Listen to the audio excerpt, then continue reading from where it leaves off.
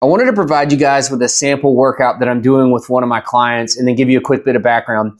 Number one, we've been working out together for 4 to 5 weeks. So we ran a GPP phase of a bunch of different exercises, focused a little more on hypertrophy, higher rep, just to build up some base strength and tissue tolerance, as well as some low-level plyometrics and introducing some small amounts of plyos and explosive movements.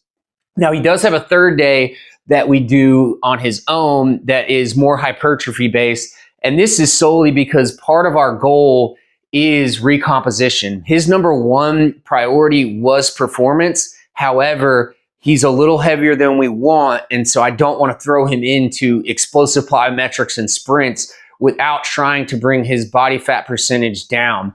So that's a big reason why we have that hypertrophy day. But we start the session off with a good warm up. And then after the warm-up, I like to add these preparatory movements in. It's a good way to sprinkle in some explosive movements and get that brain and central nervous system really rocking and rolling.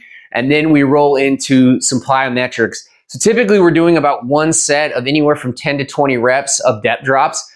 And as we progress through this, we'll get more specific and we'll start to weed out some of these base strength movements and incorporate more plyometrics. But right now, we're really focusing on low depth drops with him really aggressively sticking the landing. And this is something I learned from Jared Burton on Just Fly Performance podcast. If you don't really need to do these huge high depth drops, you really want to stick the lower depths first and master that.